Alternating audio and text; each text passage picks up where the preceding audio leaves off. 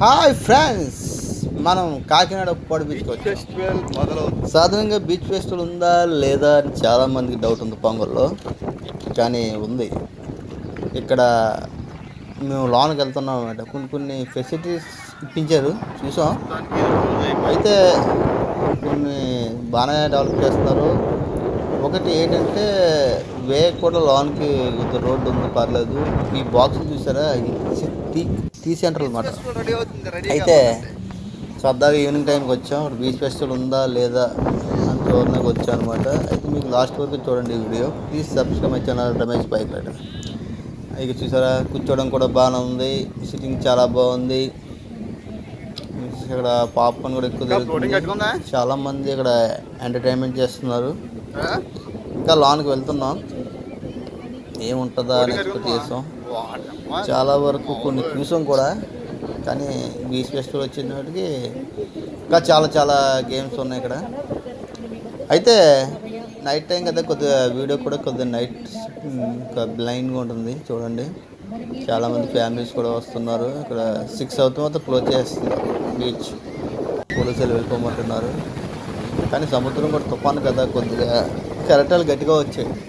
చూసారా, తక్కువ మందే నీటిలో దిగి స్నానం చేస్తున్నారు, అది ఎంజాయ్ చేస్తున్నారు.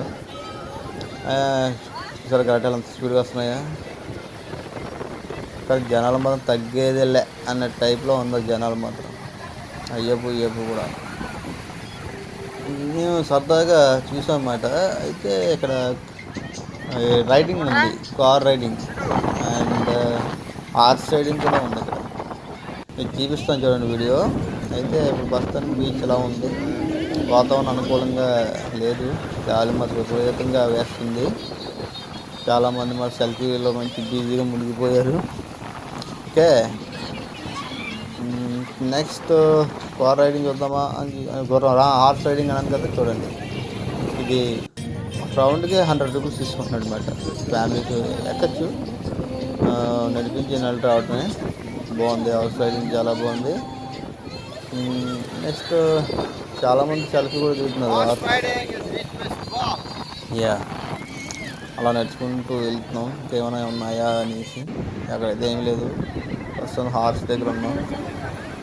చూడడానికి బాగానే కట్టాడు, పైకి ఆ బల్లకి ఎక్కాలి.